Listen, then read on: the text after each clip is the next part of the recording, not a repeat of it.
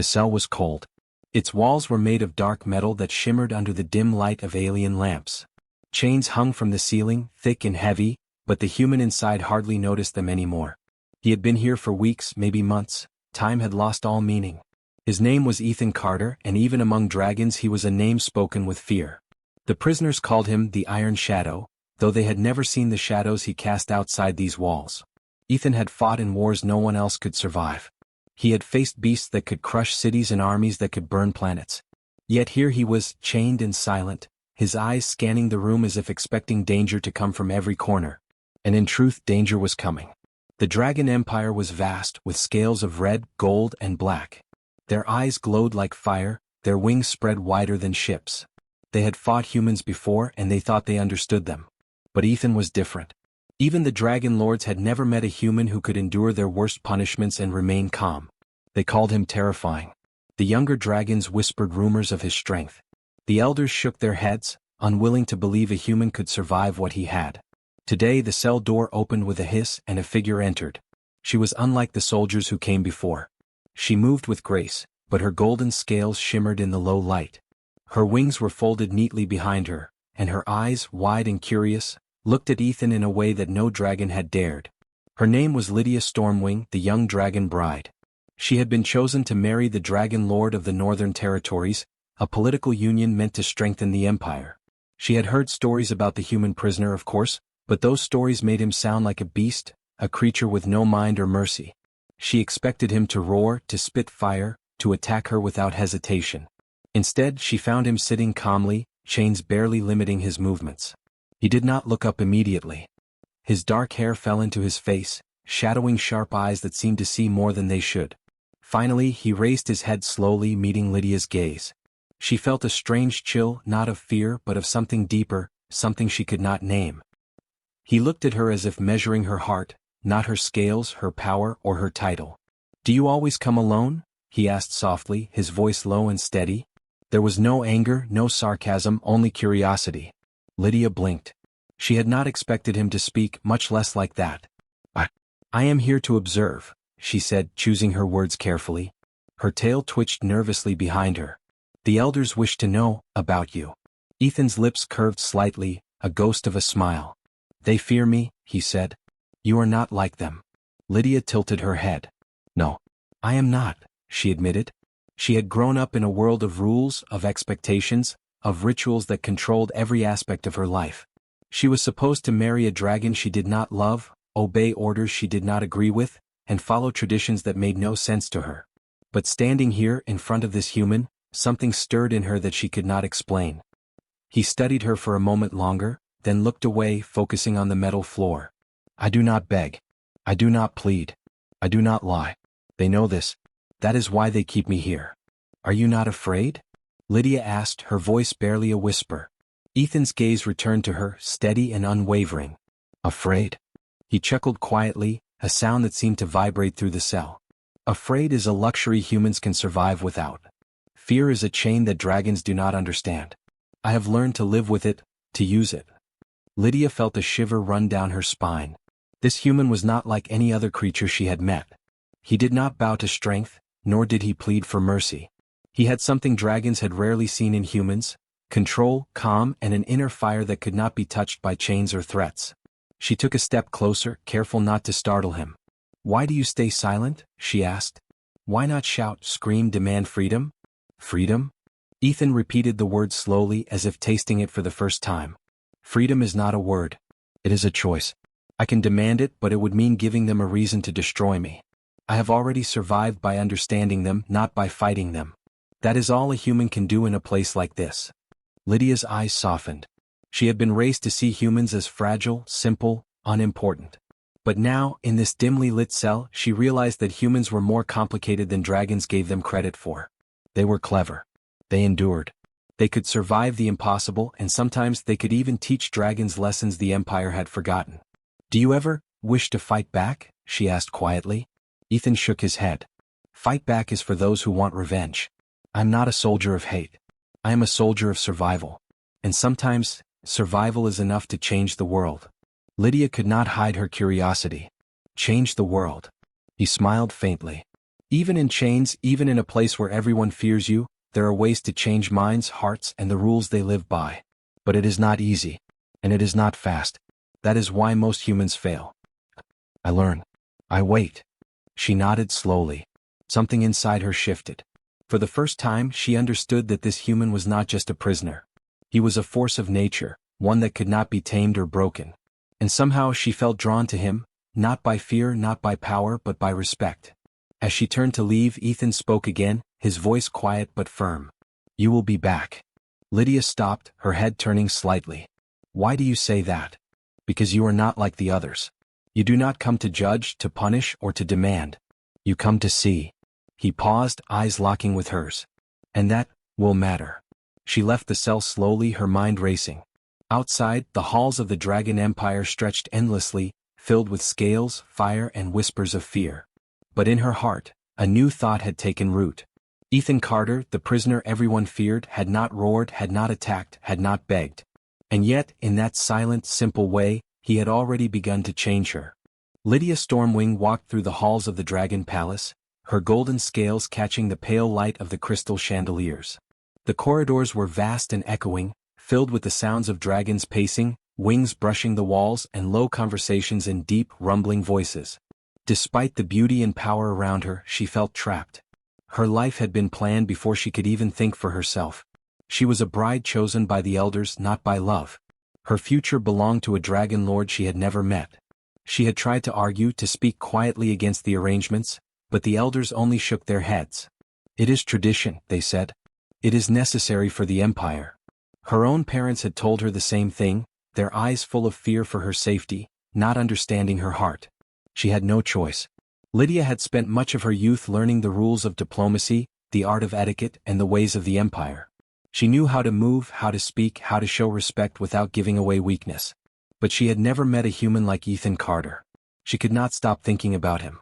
The first time she saw him, he had been calm, measured, and unbroken, despite the chains that held him. The stories the elders told about him were exaggerated, meant to terrify young dragons into obedience. They said he had survived fights that should have ended him, that he had endured pain no human should endure, and that his mind was as dangerous as his strength. They whispered that no dragon could control him. But Lydia saw something more. He had dignity, patience, and a quiet power she could not ignore. Now she returned to his cell. She was supposed to observe, to report, and to leave. But she could not. Her wings folded tightly behind her back as she approached him, her steps silent on the metal floor. Ethan looked up when she arrived, his dark eyes meeting hers. There was no fear in his gaze, no anger, no longing. Just calm. You are back, he said simply. I needed to see, she admitted, unsure of why she had come. Her tail twitched nervously. I wanted to understand you, understand why they fear you so much. Ethan's expression did not change. They fear what they do not understand, he said. That is true for humans and dragons alike. She nodded slowly. She had never thought of it that way. The elders and the nobles had built walls around her mind, teaching her that humans were fragile, dangerous, and untrustworthy. But Ethan was neither fragile nor untrustworthy. He had survived, yes, but he had also remained human in a way that no dragon could take away. You are not afraid of me, she said quietly. Ethan shook his head. Afraid is easy. Fear is something you survive. But I see you differently. You are not like the others. You come with questions, not threats. That is rare here. Lydia felt a strange warmth in her chest. Rare. She had never been seen as rare before. She had been seen as a tool, a piece in the Empire's plans. And yet this human, a prisoner, a being everyone else called terrifying, could see her. I do not have a choice, she said softly, her voice trembling slightly. They will marry me to the Dragon Lord. I cannot refuse. If I try, they will punish me, or worse. Ethan studied her for a long moment. Then he said, You always have a choice. Even in a place like this, even when everyone says you do not. You choose how to act, how to respond, and who to trust. That is a kind of freedom they cannot take from you. Lydia's eyes widened. She had never thought of freedom that way. She had always imagined it as running, escaping, fighting. But here, in the quiet of this cell, she realized freedom could also be in small things. The way she spoke, the way she thought, the way she decided what mattered to her. Do you choose anything? She asked. Ethan's lips curved slightly. I choose patience. I choose understanding. I choose to survive without losing who I am. That is enough. She nodded slowly, letting his words sink in. Perhaps she could do the same. Perhaps she could survive even in a life she did not want and still hold on to herself. 4 days after that, Lydia returned to the cell whenever she could. She asked questions, listened to stories of his battles, and watched him remain calm in a place where everyone else feared him. She began to notice the subtle ways he observed the world, the way his eyes caught movement in the shadows, the way his hands could untangle knots in chains, the way his mind worked through problems calmly and efficiently. One afternoon she asked, "Do you ever wish you were free?" Ethan looked at her and smiled faintly. Freedom is not a gift someone gives you. It is something you make for yourself. And sometimes, it comes in ways no one expects. She thought about that for a long time. Her own life had been planned, dictated by rules and traditions she could not escape. But maybe, just maybe, she could find freedom in small ways. She could observe, she could learn, she could make choices within the boundaries they set. And perhaps she could even change something. The dragons outside the cell had no idea what was happening. They believed she came to spy, to report, to obey. But in truth, Lydia was learning something the Empire had forgotten. Humans were not only strong in body, they were strong in mind, in spirit, in patience. And perhaps if she stayed close to Ethan she could learn that too. As she left the cell that evening she turned back once. Ethan was sitting quietly, chains clinking softly. His dark eyes met hers, calm and steady, and she realized she did not fear the prisoner anymore. She felt something else: curiosity, respect, and maybe even hope. Lydia Stormwing, the bride with no choice, had found someone who could teach her more about strength and freedom than the Empire ever could. And in that quiet realization, she began to see that even a life planned by others could hold possibilities she had never imagined. The grand hall of the Dragon Empire was filled with hundreds of dragons. Their scales gleamed like jewels in the sunlight that poured through massive crystal windows. The air smelled of fire and smoke, and the low rumble of wings created a constant vibration underfoot.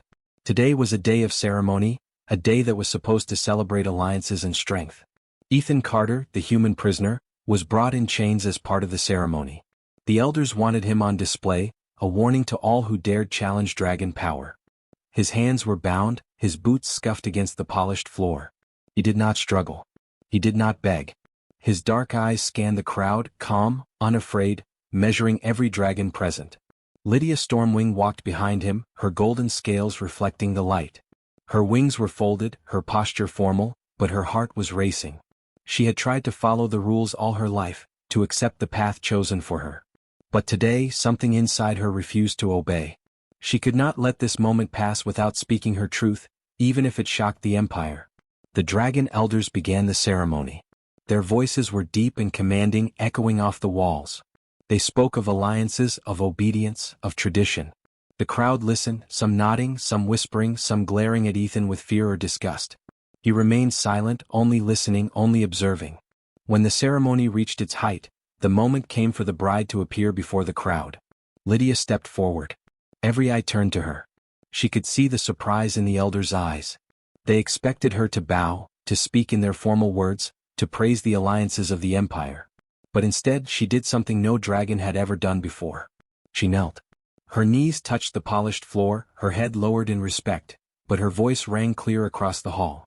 "Please," she said, "please marry me." A hush fell over the room. Wings stopped moving. Even the sunlight seemed to pause. The words echoed, simple but impossible. Every dragon in the hall stared at her in shock. They had heard of rebellion, of betrayal, of challenges to power, but never this. Never a bride asking a human prisoner to marry her. Ethan looked at her, his dark eyes wide but steady. The chains clinked softly as he shifted, unsure of how to respond. For a long moment, no one breathed. Then quietly he asked the single question that made the crowd tremble. "Is this what you want?" he said. Lydia lifted her head. Her eyes met his, golden scales glowing, her wings trembling slightly. "Yes," she said. "I want this. I choose this." The elders gasped. Some shouted. Some began calling for the guards to stop her. Dragons began whispering to each other, rumors spreading faster than fire. "She cannot. She must obey tradition. A human? This is madness. The Empire will fall if this continues." But Lydia ignored them. Her voice rang louder. "I will not marry anyone else. I will not obey orders that do not belong to me. I choose him. I choose freedom even if it is dangerous." Ethan stood slowly. his chains rattled, but he did not appear frightened. He studied the room, the hundreds of dragons staring, waiting for him to act. He realized they expected a human to react with fear, rage, or cunning. They expected him to shout, to demand, to strike.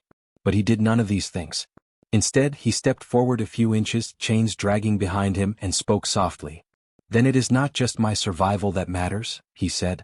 "It is your choice, Lydia. And if you choose this, I will accept it. Not because I am forced, not because I am weak, but because I respect your courage." The hall was silent again. Even the elders could not interrupt the moment. For the first time in centuries, dragons witnessed a human act with power, but not in the way they had imagined. Ethan did not threaten. He did not dominate. He offered understanding. He offered respect. That alone shook the empire. Whispers spread through the hall. Some dragons turned away embarrassed. Some whispered doubts about centuries of tradition. Some stared, unable to believe the strength of a human. The bride and the prisoner had done something no dragon had ever seen. They had refused fear, refused force, and refused to obey rules that made no sense to them. Lydia knelt still, waiting for the crowd to react. Her wings twitched slightly, nervous, but she held her ground. Her choice was made. She would marry Ethan Carter, not because she was weak, not because she was forced, but because she wanted to. Ethan finally spoke again. "You do not need to fear them," he said. "Their anger is loud, but it is empty. What matters is what you believe, what you choose. That is more powerful than anything they hold."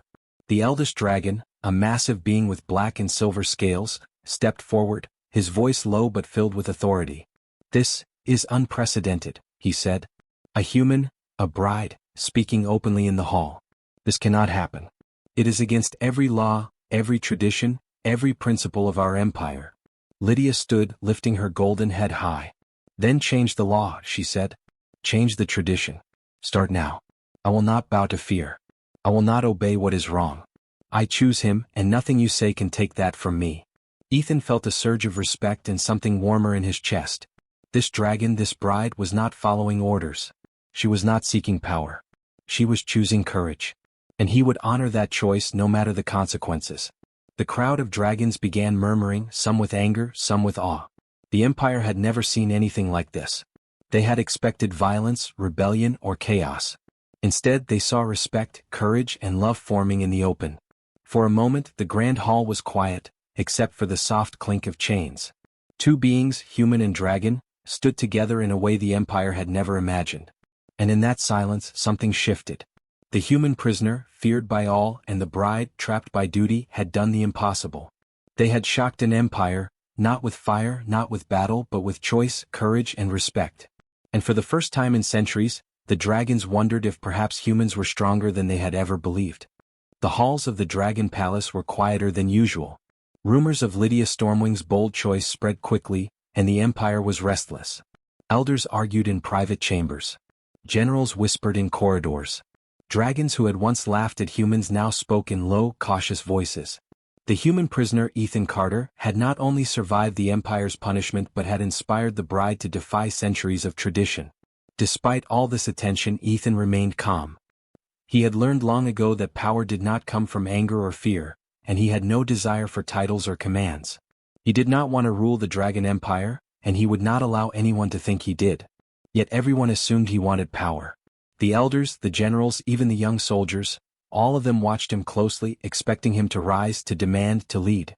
Lydia approached him quietly in the morning. The golden light of the sun filtered through the tall windows, making her scales shine. "They expect you to act," she said softly.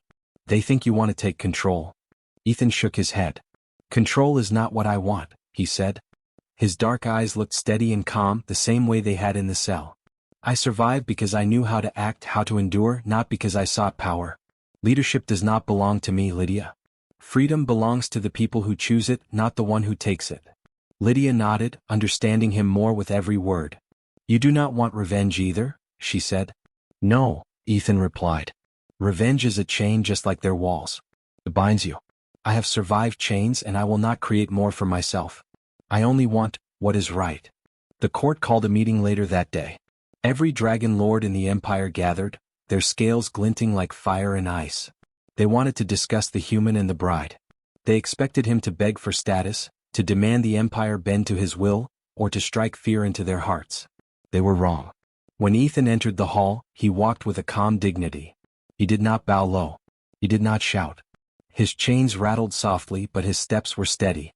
Lydia followed, her golden scales reflecting the light, her eyes full of admiration and concern. The elders' whispers filled the room, but Ethan ignored them. He did not come to fight. He came to speak. The eldest dragon stepped forward, black and silver scales shimmering in the sunlight. "Human," he said, his voice deep and full of authority, "you have surprised us all. You survive where others fail. You endure where others break. We must know your intentions. What do you seek?" Ethan looked around the hall. He saw fear, curiosity, doubt, and awe in the eyes of dragons who had ruled for centuries. He took a deep breath. "I seek nothing for myself," he said. "I do not want a throne. I do not want armies. I do not want revenge. I only wish to live free and help those who need it. That is enough for me. That is the choice I make." A murmur ran through the crowd. Dragons could not understand. Humans, they believed, were weak, desperate for control, greedy for power. And yet here was a human who had survived without seeking dominance.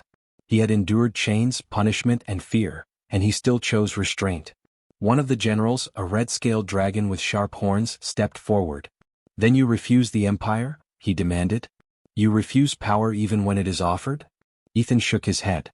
"Power is not worth taking by force. Strength is not proved by dominating others. True strength is in knowing what is right and standing by it, even when the world expects you to act differently. That is what humans can teach: patience, courage, and choice." The room was silent. The dragons stared at him, trying to comprehend what he said. Some were angry. Some were ashamed. Some quietly felt respect. They had never seen power used like this, power without threat, power without pride. Lydia stepped forward and spoke. "He does not want to rule because he respects life more than control. He sees what we often forget, that strength is not in fear but in understanding. That is why I choose him." The elders exchanged glances, their long faces shadowed with disbelief. "You dare speak against tradition?" one of them asked, voice trembling with anger. "I speak the truth," Lydia said. "Even in chains, even in a place meant to punish, humans can teach us lessons. They survive not by fire or claws but by patience, by endurance, by choice. And that is the kind of strength the Empire needs." Ethan lowered his head slightly in respect, acknowledging her words. "I will not take what is not mine," he said softly. "I will not lead by fear. I will not force anyone to follow me. I only stand with those who wish to be free, and I act only when it is right. That is all I need to survive, and that is enough to make a difference." The elders were silent. Even the generals paused, unsure how to respond. The young dragons, who had been taught that humans were weak and insignificant, looked at Ethan with awe. They began to understand something their elders had forgotten: that humans were unpredictable, resilient, and strong in ways dragons could not always see. The meeting ended without anger, without punishment. Ethan returned to his cell, still in chains, still quiet, still calm. But the halls of the palace were changed. Whispers spread. Doubts arose.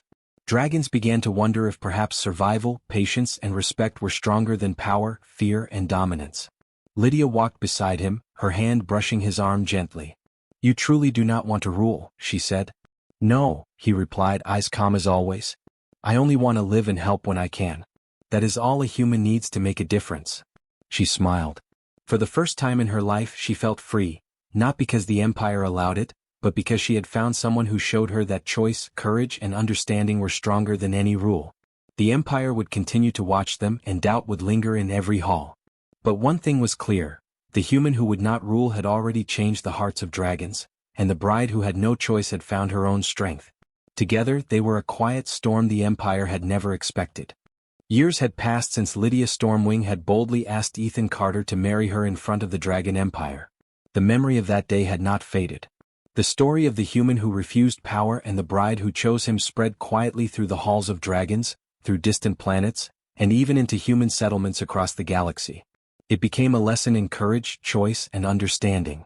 Ethan walked through the palace gardens with Lydia, their hands brushing occasionally, her golden scales glinting in the sunlight. The gardens were filled with strange plants that shimmered in colors humans could barely name. Dragons patrolled the pathways, but they no longer feared him. Some bowed politely, others simply watched, curiosity in their glowing eyes. Ethan did not move with pride. He moved with calm, careful steps, aware that every action carried meaning. "Do they still talk about that day?" Lydia asked, her voice soft. Ethan nodded. Yes. Even now they speak quietly about the human who refused power. They wonder why I did not take a throne, why I did not strike back, why I did not demand revenge. And slowly they begin to understand. Humans are not always loud or violent. We survive in other ways. The dragons in the Empire had learned many lessons. They had learned that strength was not measured only by claws, wings, or fire. They had learned that courage could be quiet, that patience could be powerful, and that respect could change hearts. Leaders who had once demanded fear began to ask questions. Young dragons who had thought humans were weak began to study them, learning their ways of endurance and understanding. One evening, Lydia and Ethan stood on a balcony overlooking the city. The sun was setting, casting a golden glow over the buildings and towers. Lydia rested her head lightly on his shoulder. Do you think the galaxy will ever see humans the same way we do now? She asked. Ethan smiled faintly. They are beginning to. Some already understand. Others will take longer. But the important part is that we showed them a different way. That even in chains, even in fear, humans can act with patience, with respect, and with courage. That is something dragons and the galaxy will remember. News of the human and the bride reached distant planets where humans lived in small colonies. Scientists, explorers, and diplomats shared the story. They marveled at how one human had survived among dragons, not by fighting but by understanding. Some laughed at the audacity. Others studied it carefully, hoping to learn from it. Slowly a quiet change spread. Humans began to be seen not just as fragile beings, but as creatures capable of wisdom and endurance that even the strongest aliens had to respect. Within the Empire, traditions slowly changed. The elders still led with authority, but they began to allow choice where before there was none. Young dragons were encouraged to ask questions, to observe, and to make decisions rather than blindly obey. And in the middle of it all stood Ethan and Lydia, not rulers, not conquerors, but a human and a dragon who had shown that strength could come from understanding, not dominance. One day, a young dragon approached them in the gardens. He had scales of pale green and gold, eyes wide with curiosity. Sir Carter, he said respectfully, how did you survive? How did you remain calm when everyone expected you to act differently? Ethan looked at him, calm and steady. I survived because I learned to see the world clearly. I watched, I listened, and I waited. I chose my actions carefully. Humans can endure a lot, but we also choose when to act and when to wait. That is how we change minds without force. The young dragon nodded, absorbing the words. And the bride? He asked. Ethan glanced at Lydia, who smiled softly. She made the choice because she believed in courage and honesty. That is why humans and dragons could learn from each other. One person can show the world a new way if others are willing to listen. The story of Ethan and Lydia became a lesson for generations. Teachers told it to young dragons. Leaders told it in councils. Explorers carried it across star systems. Humans became known not only for their strength and cunning but for patience, respect, and quiet courage. It was not a story of war or conquest. It was a story of choices, endurance, and understanding that changed an empire without a single battle.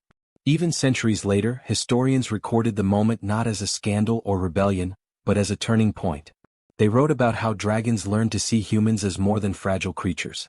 They wrote about how one human refused to take what he could have gained by fear and instead inspired respect. They wrote about the bride who risked everything to follow her heart and choose her own path. And they wrote that the galaxy learned a lesson it would not forget. Strength was not measured by how many could be defeated or ruled, but by how many could be inspired, protected, and respected. Ethan and Lydia walked through the gardens often, not as rulers, not as conquerors, but as living proof of that truth. Humans were no longer underestimated. The galaxy remembered the calm courage of one human who refused to rule and the brave choice of a dragon bride who believed in him. Their story became a quiet legend, a tale of hope for all who lived among the stars. And so, the human who had once been a prisoner, feared by all, taught the galaxy a lesson dragons had never thought they needed to learn. Humans were not only survivors. They were teachers. They were symbols of courage, choice, and respect. And in a universe filled with fire and wings, that lesson endured far longer than any battle, any law, or any throne.